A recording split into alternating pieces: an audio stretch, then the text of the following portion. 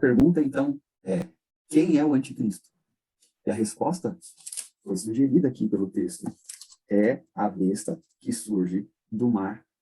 E nós agora vamos destrinchar o verso 1 e o verso 2 para poder encontrar resposta aí de quem é essa besta que surge do mar.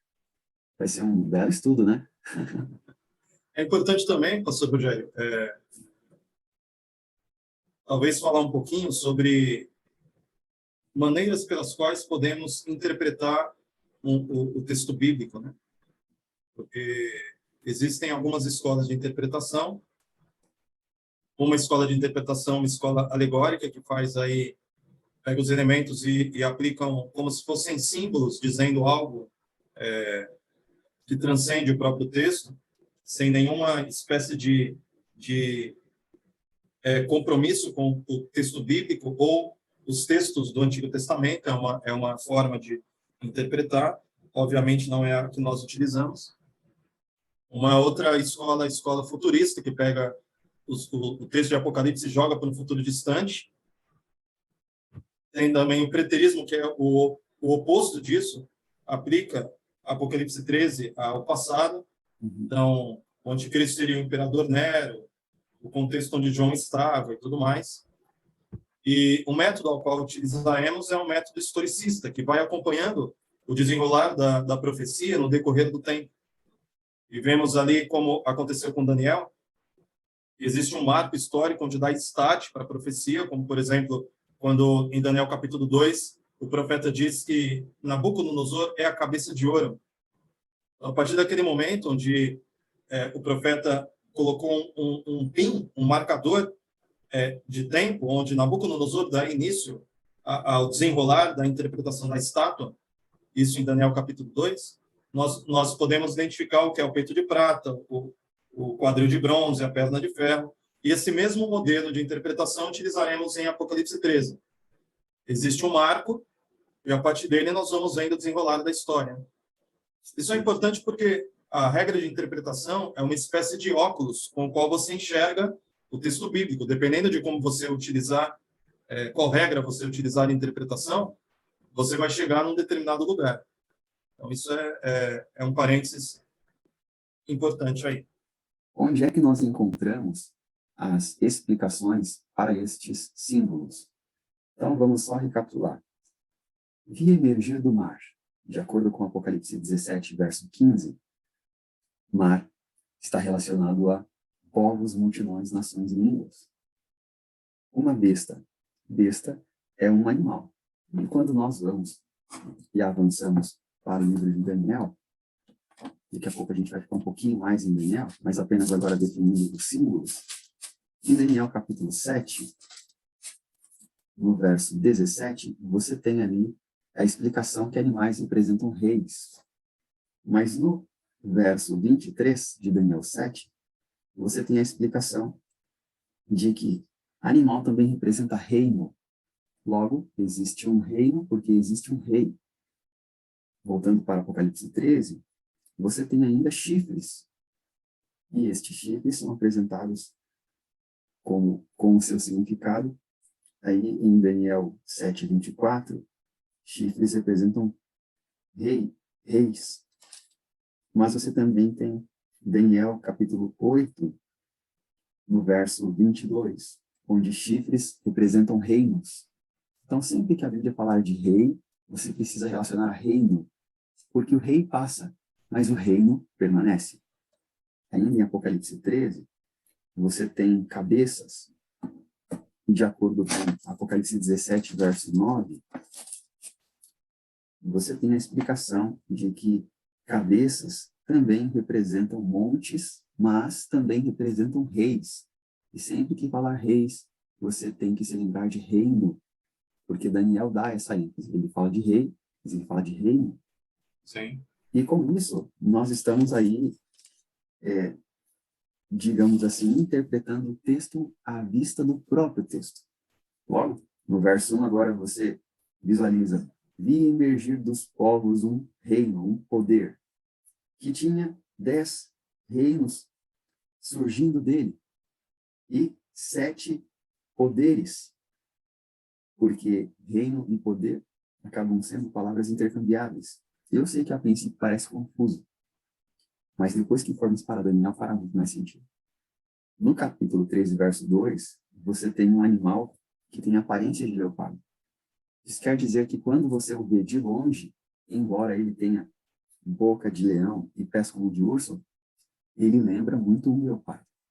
Quer dizer que dos vários elementos que existem nesse animal, o leopardo é preponderante, é o que se sobressai.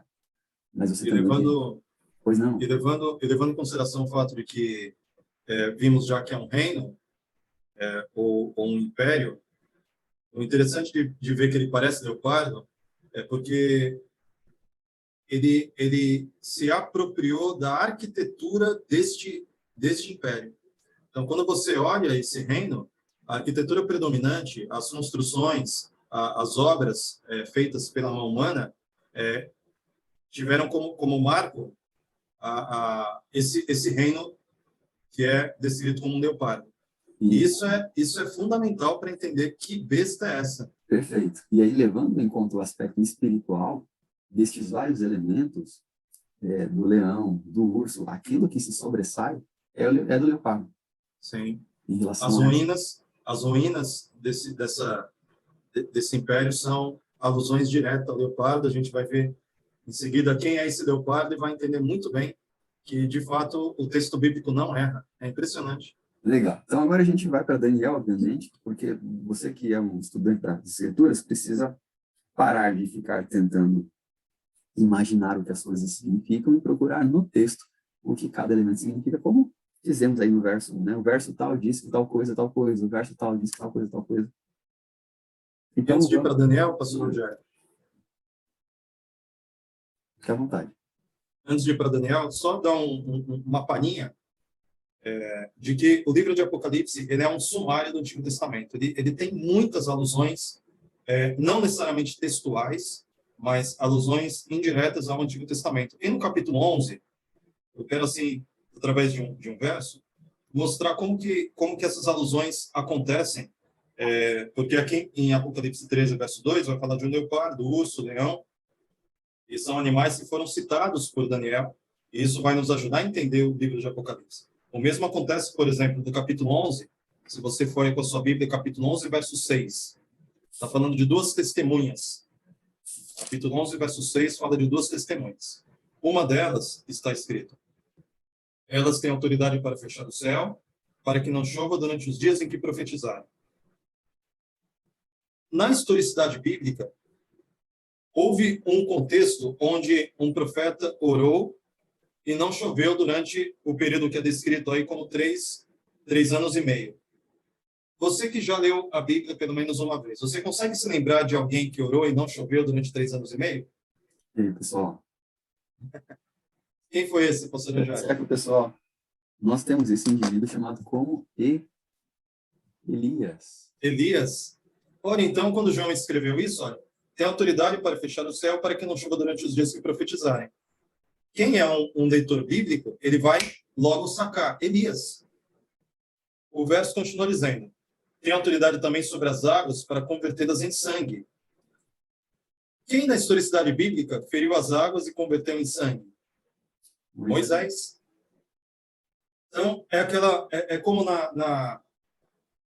vou usar uma coisa infantil, mas você vai entender. Qualquer brasileiro, se ouvir a seguinte expressão: batatinha quando nasce, ele vai logo completar, se esparrama pelo chão, faz parte da nossa cultura.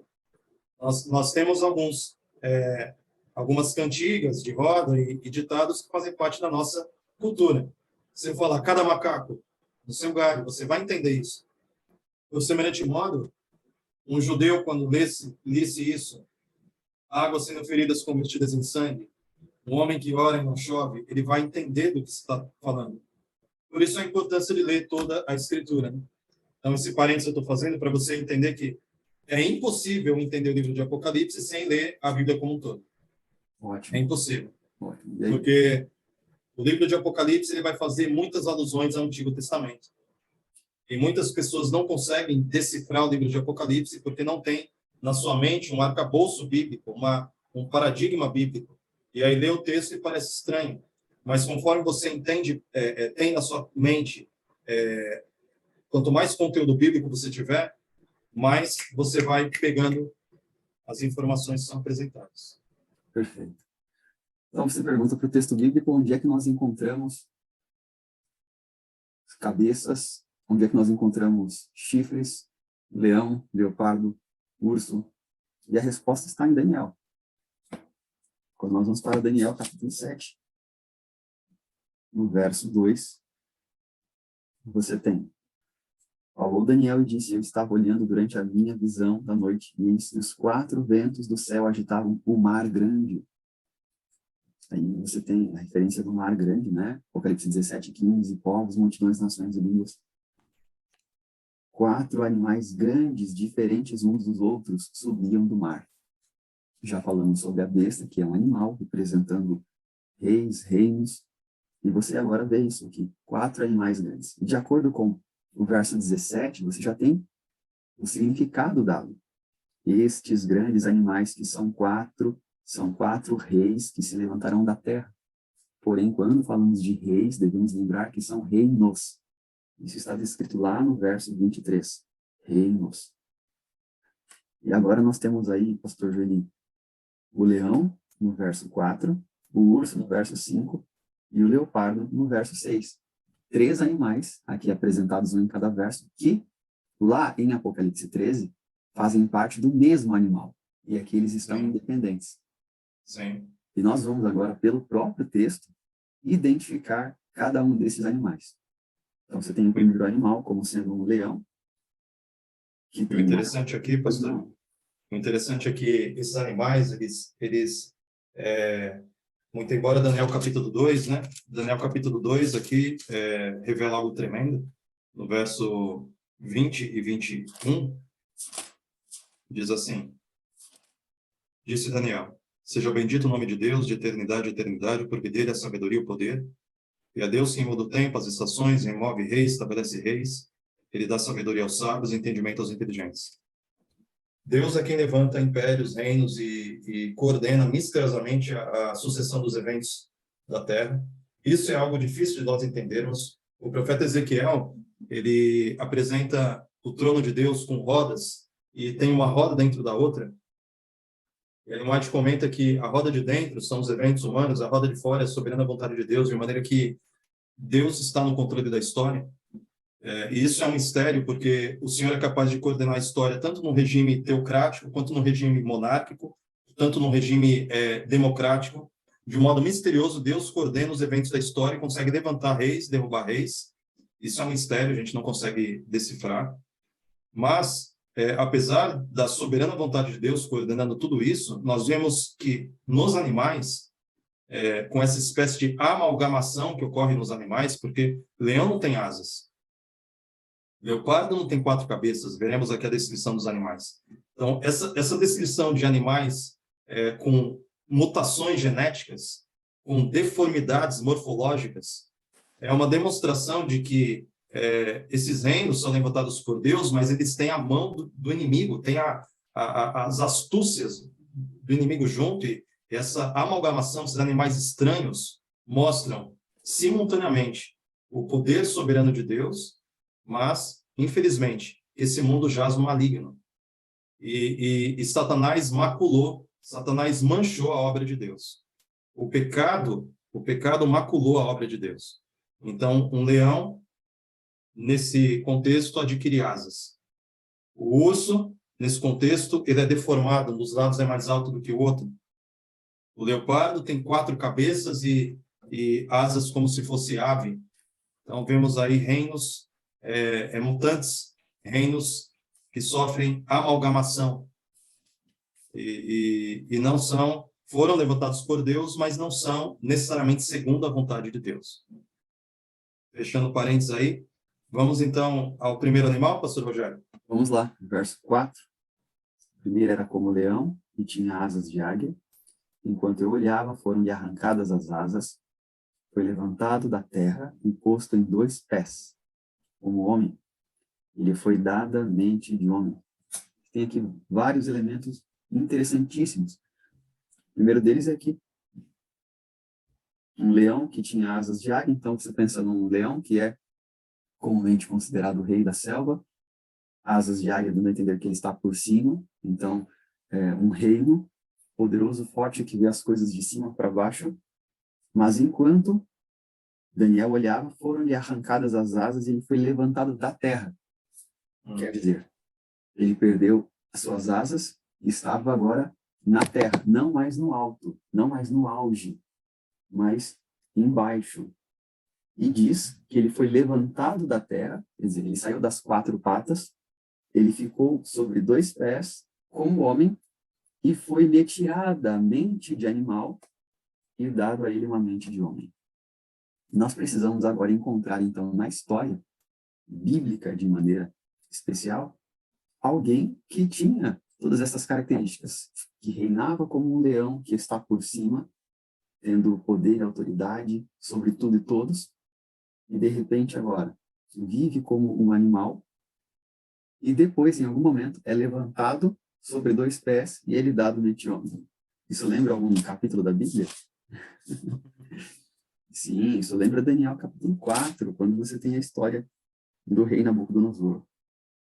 E aí você pode acompanhar comigo, capítulo 4, verso 34, para ir direto ao ponto. 4:34 de Daniel, que diz: Mas ao fim daqueles dias, eu, Nabucodonosor, levantei os olhos ao céu, tornou-me a vir o entendimento, isso é, tornou a vir a mente de homem. E eu bendisse o Altíssimo, e louvei e glorifiquei ao que vive para sempre, cujo domínio é sempre eterno, cujo reino é de geração em geração. E se você ler toda a história, vai entender que tem tudo a ver com o leão apresentado em Daniel capítulo 7, verso 4. Então, identificamos que o primeiro animal, leão, é uma representação ao reino de Babilônia.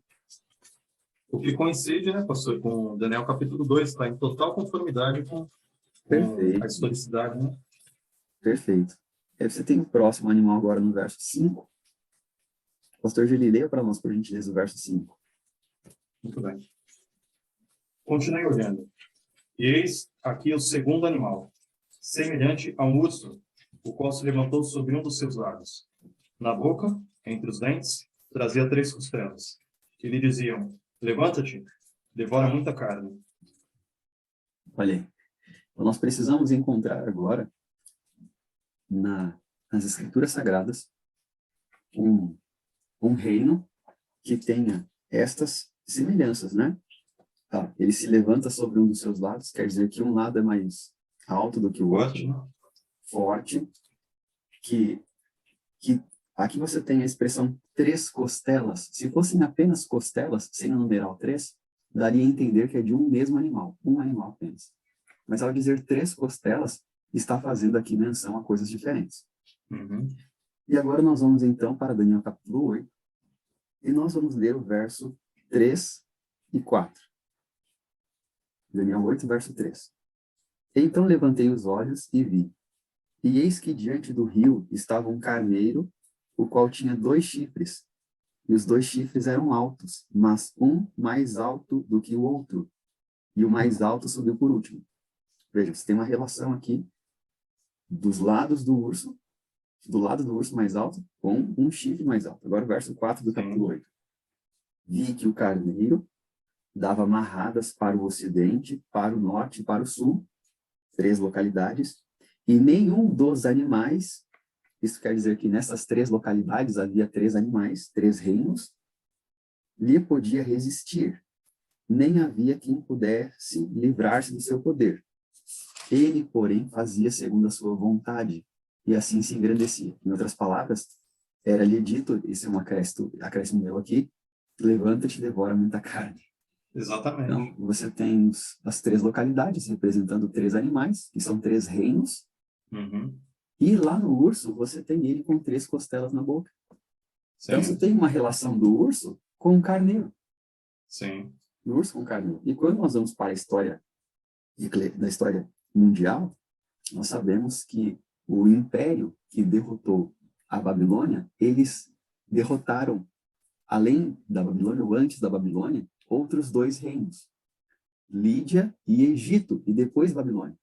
Uhum. E para que eu não diga qual é o reino, nem o pastor Joeli, mas a própria Bíblia, nós precisamos então encontrar na Bíblia o reino que derrotou a Babilônia. Nós encontramos isso em Daniel capítulo 5. Daniel capítulo E 5. ainda no capítulo 8, não sei se Claro. você voltaria ali, mas no capítulo 8, de forma extraordinária, o profeta não nos deixa qualquer dúvida, né? Ah, Aí nós no voltaremos capítulo lá. 8, vai Voltaremos voltar, lá. né? Então não vou dar spoiler aqui. Isso, Então no vamos ao capítulo 5. o 5:28, você tem aí no 5 a história do neto de Nabucodonosor, está agora como rei da Babilônia, e é profetizado então, no verso 28, Pérez, dividido foi o teu reino e dado aos medos e aos persas. Isso para dizer que a Babilônia foi derrotada pela Medo-Pérsia. Mas esse texto que o pastor Joeli fez menção agora, está aí em Daniel 8, verso 20. Era esse mesmo verso? Isso aí. Perfeito. Onde ele deixa de forma clara, que o carneiro representa o quê? Pode ler para nós, pastor, por bondade, verso 20. A primeira vez que eu li esse texto, eu fiquei muito impactado, pastor Eugênio. É mesmo? Muito impactado. Há muitos anos atrás, quando eu li, porque a gente está vendo a história aqui, né? Exato. Isso é até a indústria cinematográfica tem uma espécie de fascínio por essa questão histórica. Tiveram vários filmes, um dos mais famosos aí foi aquele 300, né? Que é protagonizado pelo Rodrigo Santoro, que mostra esse embate entre Medo-Pérsia com um exército gigantesco guerreando contra a Grécia, que ainda tinha um exército menor e tudo mais. E muitas vezes isso acontece na história recente, quando você estuda a guerra entre Inglaterra e Estados Unidos, foi algo extremamente impactante para os americanos, porque a frota naval da Inglaterra era muito mais poderosa, tinham mais armas, mais exércitos, no entanto, os Estados Unidos prevaleceram. Então, muitas vezes na história, não é só Davi e Golias, não, mas tem muitas vezes na história onde Deus levanta o pequeno, onde Deus, coordenando os eventos históricos, faz com que o grande seja humilhado, né? Esse é até um princípio bíblico: todo aquele que se exaltar será humilhado, todo aquele que se humilhar será exaltado. E na história bíblica a gente vê isso acontecendo também, né? E aqui esses versos, para mim, são muito impactantes, porque mostra o profeta Daniel, séculos antes, anunciando como seria a sucessão dos impérios. Eu considero isso extraordinário. Tanto que, por incrível que pareça, existe uma ala da teologia que é crítica, que é ateísta, né? Uhum. Eu não sei se você sabe, mas tem teólogo que é ateu, né? E uma área da teologia chamada alta crítica simplesmente despreza o aspecto sobrenatural do livro de Daniel, incluindo os demais livros da Bíblia, e tenta encaixar Daniel em um período histórico posterior à data onde o evento ocorreu. Mas eu creio que Deus é suficientemente poderoso para revelar aos seus profetas aquilo que acontecerá antes do evento se suceder. E aqui, nesses dois versos, capítulo 8, 20 e 21, olha que extraordinário. Está escrito: aquele carneiro com 2 chifres que viste são os reis da Média e da Pérsia. Isso é tremendo. Sim, Isso é tremendo. ele não deixou dúvida. Representa isso. Exatamente. E já, o 21, quem está com o olho aí já bateu, já vai falar qual que é o próximo também, ó. Mas o bode peludo é o rei da Grécia. Então, isso desafia o senso lógico. É como Isaías profetizando pelo nome que Ciro libertaria a Babilônia 200 anos antes. Exato. É impressionante. E ainda aqui no verso 21, você tem o chifre grande entre os olhos é o primeiro rei. A gente sabe que o grande rei da Grécia foi Alexandre o Grande. Mas no verso Sim. 22 tem algo ainda incrível, porque o texto diz: o ter sido quebrado, levantando-se 4 em lugar dele. Significa que 4 reinos se levantaram deste povo, mas não com força igual a que ele tinha. Quer dizer que você tem o bode representando o reino grego. Sim. E agora você tem os 4 chifres representando 4 reinos. E se você prestou atenção nas informações anteriores, cabeças também representam reinos. E quando nós voltamos ainda aqui no capítulo 8, esse bode, ele tem uma característica que está ali no verso 5. Estando eu observando, eis que um bode vinha do ocidente sobre toda a terra, mas sem tocar o chão. Sem tocar o chão. E quando você volta comigo para Daniel capítulo 7, verso 6, você tem: Depois disso, eu continuei olhando, e eis aqui outro semelhante a um leopardo, que tinha nas costas 4 asas de ave. Veja, se ele tinha 4 asas de ave, além de ser muito rápido, ele também não tocava o chão. Porque ele tem 4 asas de ave, então ele está voando. Tinha também esse animal 4 cabeças, e o bode 4 chifres. Então, é uma relação, assim como o leão está para a Babilônia, o urso para a Medo-Pérsia. Agora você tem o leopardo para a Grécia. Isso é incrível. E outro ponto interessante, ó, Mateus capítulo 24, verso 27, tem uma chave profética que tem a ver com esse texto que acabamos de ler, né? Leia para a gente, por gentileza, pastor. Mateus 24, 27. Porque assim como o relâmpago sai do Oriente e se mostra até no Ocidente, assim há de ser a vinda do Filho do Homem. Perceba que está sendo descrito aqui uma espécie de deslocamento geográfico, né? O relâmpago sai do Oriente e vai até o Ocidente. Aqui, em Daniel 8, quando fala do bode, ele vinha do Ocidente. Nós percebemos aí que os impérios eles estão tendo um deslocamento geográfico do Oriente para o Ocidente. A Babilônia, Iraque, Oriente Médio, a Pérsia já está mais deslocando no sentido da Europa, a Grécia, no berço da Europa, Roma, o Império Romano tendo como capital também o centro nervoso na Europa. E quando há migração, a gente vai ver depois a besta da Terra, ocorre uma migração entre Europa e América, já no Ocidente, extremo Ocidente.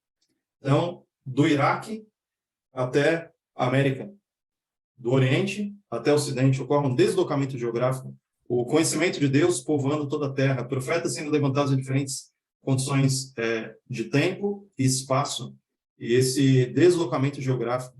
É interessante ver como a palavra apresenta um conjunto de coisas que não nos deixam qualquer dúvida, nós não precisamos ser enganados, ludibriados. Deus é fiel e não faz nada sem antes comunicar aos seus profetas. Isso é maravilhoso. Amém. E agora, você precisa se lembrar que o leopardo tem 4 cabeças, ok? Que o urso tem uma cabeça, que o leão tem uma cabeça também. Por quê? Por que só tem uma cabeça? Porque o texto não fala nada sobre cabeças. O leão tem uma, o urso tem uma, mas o leopardo tem 4.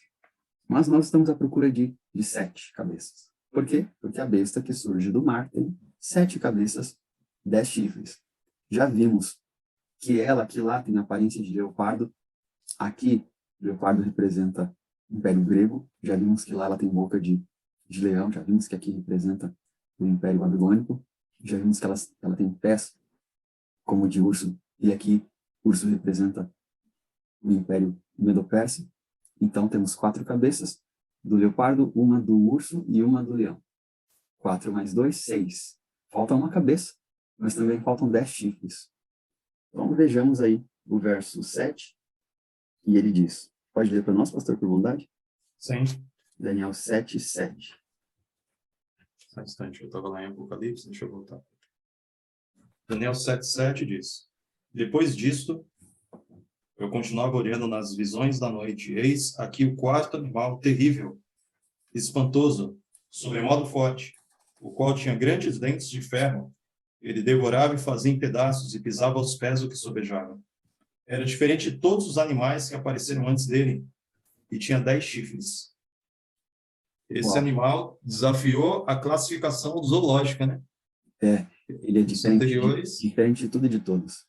Exatamente. Isso daqui era uma amalgamação que não deu para nem identificar o que era. É verdade. O que a gente pode definir é que ele só tem uma cabeça, porque o texto não fala nada sobre cabeças. Então, nós deduzimos que tem uma.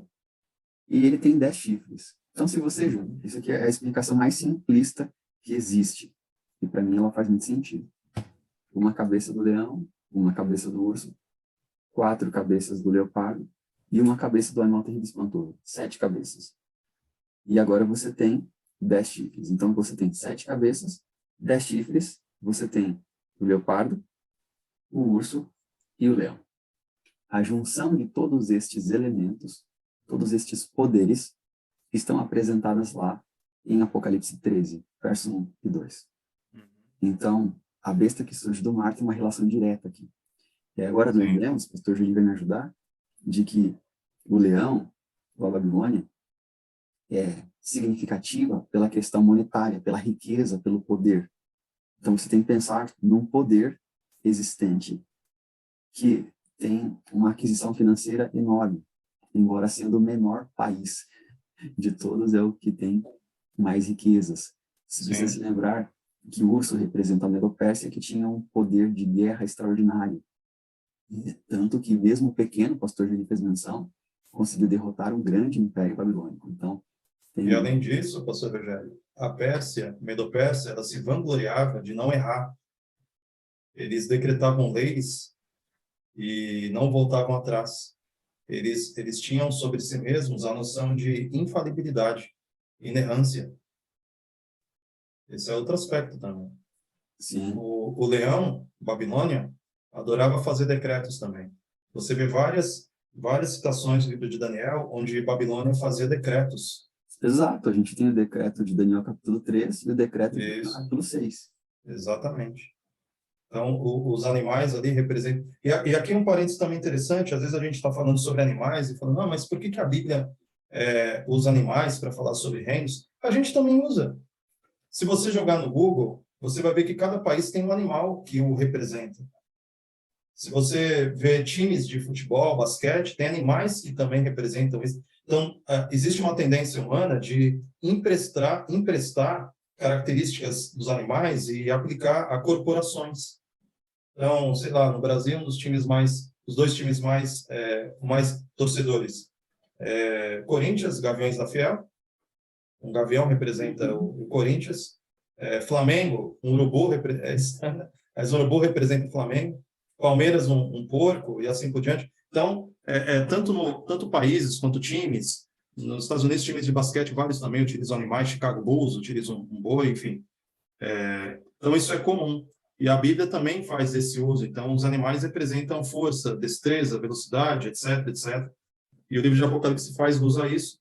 E aqui, até já entrando no chat, tem uma pergunta que já dá para responder nesse contexto, né? Alguém perguntou aqui, deixa eu ver. Evaristo pergunta, o leopardo seria o Império Grego? Exatamente. E aqui o interessante é que a besta parece o leopardo. E quando a gente vê na Europa, as ruínas, especialmente em Roma, é do Império Grego, Império Grego-Romano. Roma se apropriou da arquitetura grega. Atenas, né, com aquelas colunas e tudo mais, a gente vê as ruínas. O Império Romano foi se arvorando, foi se apropriando culturalmente da arquitetura grega, da filosofia grega. Então, a aparência desse império, ela é a aparência da Grécia. Os filósofos, os arquitetos, os construtores, foi tudo sendo apropriado. Então, eu disse em um vídeo, pastor Rogério, no meu canal, que essa besta que emerge do mar, que veremos que é Roma na sua segunda fase, é a maior apropriação cultural de toda a história. Porque Roma foi se apropriando da cultura, da língua, dos recursos, da arquitetura dos impérios que a precederam. Ela fez uma grande apropriação cultural e, por fim, se apropriou do cristianismo também. Se apropriou do cristianismo e fez essa miscelânea, esse sincretismo religioso-cultural, e é o que nós temos hoje, uma maior. Roma é a maior apropriação cultural de toda a história. Nós não podemos enxergar Roma na sua segunda fase como uma mera instituição religiosa. Se trata de um império que tem tentáculos e se apropriou culturalmente de tudo aquilo que veio antes dela, não apenas a apropriação cultural, mas a apropriação substancial mesmo, de ouro, prata, riquezas e tudo, né? É um império secular.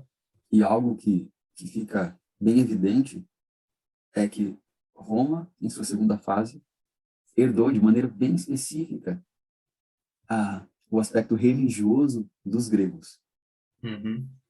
Então, quando eu falo, por exemplo, a palavra espírito no contexto de pessoas que não têm conhecimento bíblico, como você que está assistindo tem, é bem provável que a mente dela tenha uma entidade viva, consciente, dentro de cada um de nós. Filosofia, né? Que quando morre, dependendo aí da crença, obviamente, vai para o céu ou vai para o inferno. Mas que este corpo, matéria, fica no pó, morto. Mas a entidade, que é chamada de alma, espírito na cabeça dessas pessoas, vai para algum lugar. Por quê? Porque isso é uma herança dos gregos, da religião Filosofia grega, né? Sim. onde o espírito muitas vezes é bom e o corpo é mau, e várias outras ideias, né?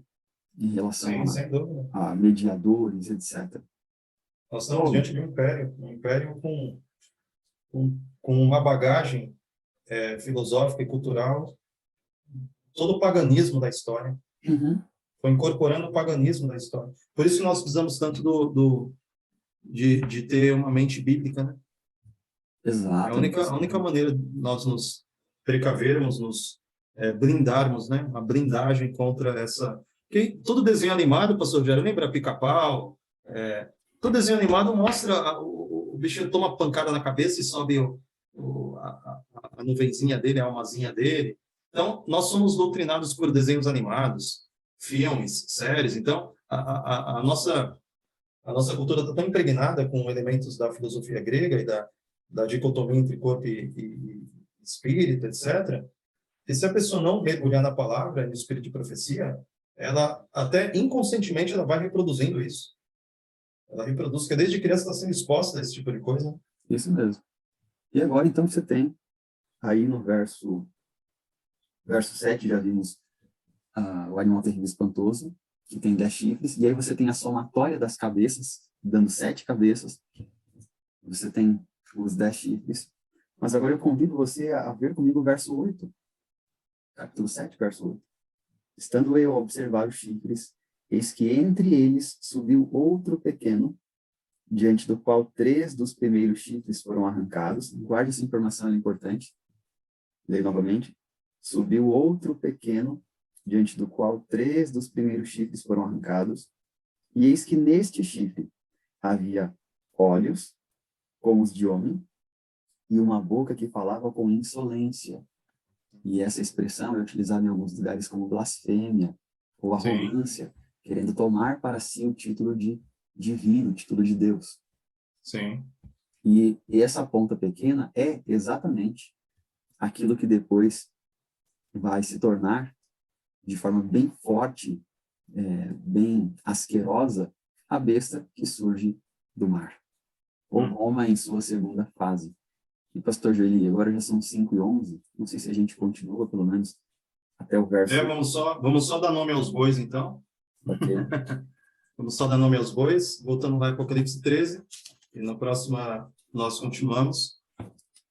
Então, essa besta que vi, verso 2, capítulo 13, 2. Essa besta semelhante a leopardo, ou seja, ela tem a aparência da Grécia. Incorporou a filosofia e a arquitetura grega. Tem pés como de urso. Ela anda como um animal plantígrado. O urso é o único animal que anda como ser humano, né? Toca toda a planta do pé no chão. Então, ela anda como um urso. Ela anda como quem alega infalibilidade. Nós vemos isso quando estudamos Daniel capítulo 6. O rei Dario decreta uma lei, e segundo a lei dos medos e persas, uma lei não pode ser revogada, ou seja, infalibilidade. Fala como um leão, de modo opressor, tirano, fazendo decretos. Fala com arrogância. Fala como se fosse um Deus na terra. Essa besta, sem sombra de dúvida, veremos isso com mais detalhes no próximo encontro. Se trata de Roma na sua segunda fase. Roma teve 2 fases. A primeira fase, Roma Império, a Roma dos Césares, e a segunda fase, Roma dos Papas.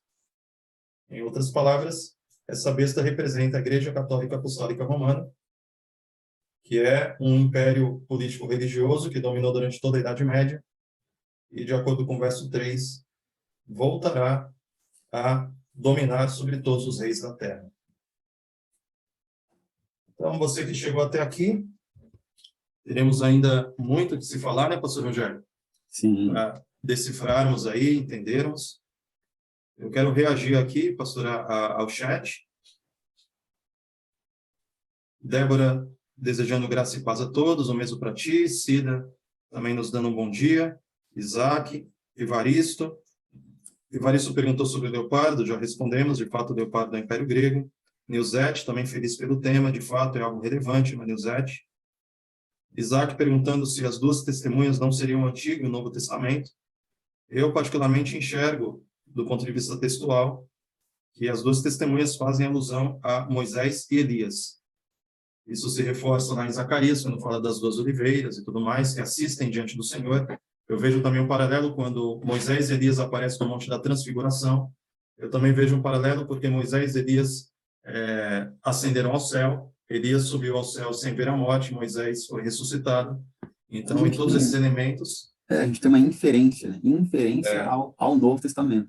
Isso. Porque eles aparecem também no Novo Testamento. Mas Moisés é símbolo de lei e Elias símbolo de profetas. E as escrituras são apresentadas como a lei e os profetas.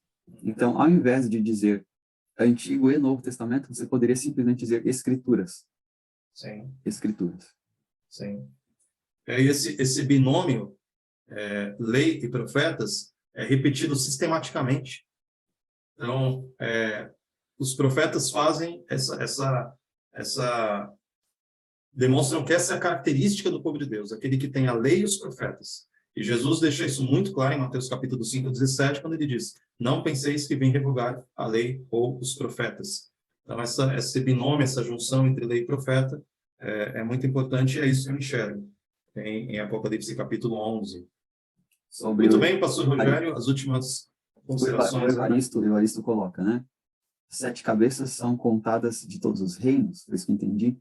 Evaristo, essa é a maneira mais simplista de ver o texto, é a maneira que o texto apresenta. O texto faz menção de apresentar que o leopardo tem 4 cabeças. Quando você soma com a cabeça do leão, quando você soma com a cabeça do urso e com a cabeça do animal terrível e espantoso, você tem 7 cabeças. Não penso eu que isso seja por acaso. E quando você verifica o animal terrível e espantoso, ele tem 10 chifres. Então você tem 7 cabeças, 10 chifres, um leão, um urso e um leopardo. Essa é a maneira mais simples de ver. Quando as pessoas colocam as 7 cabeças de Apocalipse 13, verso 1 e 2, como sendo Egito, Assíria, Babilônia, Medo-Pérsia, Grécia, Roma e depois Estados Unidos, França, etc., que seja lá quem for, você não consegue encontrar isso no texto. Sabe assim, onde é que está isso no texto? Onde é que está dizendo que Egito representa uma cabeça? Não, você não tem isso no texto. E outro aspecto, né? Quais foram os reinos utilizados por Satanás para tentar destruir o povo de Israel para que o bebê não nascesse? Para que o Messias não nascesse? De forma clara, Babilônia, Medo-Pérsia, os 4 reinos que vieram da Grécia e Roma em sua primeira fase. É isso que você vê. Então, essa é a explicação mais simples e eu creio mais coerente. Porque senão você vai ficar tentando procurar aí, chifre em cabeça de cavalo, né? Você fala, não, mas aqui você vê, alguns vêm na China, por exemplo, aí nas cabeças, né? Obviamente que eu não estou falando das 7 cabeças de Apocalipse 17, etc. Estou citando aqui, muito simples, Apocalipse 13, verso 1 e 2. Inclusive, tem uma pergunta que eu vou deixar para a gente poder responder na próxima quarta-feira. Você tem Apocalipse 13, preste muita atenção nisso, tá? Apocalipse 13, você tem no verso 1, dizendo assim: vi emergir do mar uma besta que tinha 10 chifres e 7 cabeças, e sobre os chifres 10 diademas. Então, as diademas, que são pérolas, pensemos, que são coroas, as diademas aqui, no 13:1, estão sobre os chifres. Sobre os chifres, 10 diademas, ou 10 coroas. Mas, quando você vai para Apocalipse 12, verso 3, você tem assim: viu-se também outro sinal no céu, e eis um dragão grande vermelho com 7 cabeças, 10 chifres, e nas cabeças 7 diademas. Veja, em Apocalipse 12, verso 3, as coroas estão sobre as cabeças. Mas em Apocalipse 13, verso 1, as coroas estão sobre os chifres. Por que isso? Se são 7 cabeças aqui e 10 chifres, e 7 cabeças aqui e 10 chifres, por que as coroas aqui estão nas cabeças e as coroas aqui estão nos chifres? Qual a resposta para isso? Então não perca, próximo encontro aluno. É isso aí. E último comentário, eu mencionei de que Elias ascendeu ao céu sem ver a morte, Moisés foi ressuscitado. Existe uma resistência muito grande em alguns teólogos de assumir que Moisés foi ressuscitado. No entanto, o Antigo Testamento tem exemplos de pessoas que foram ressuscitadas. Elias, Eliseu foram instrumentos na mão de Deus para ressuscitar mortos. Então, o fato de que Jesus é a primícia dos que morrem e Jesus é a ressurreição e a vida indica que Deus criou o mundo em Cristo, Deus redime o mundo em Cristo, mas isso não elimina o fato de que pessoas foram ressuscitadas pelo poder de Deus antes da própria encarnação de Jesus Cristo. A Bíblia tem textualmente indicando que pessoas foram ressuscitadas antes da vinda de Cristo, né?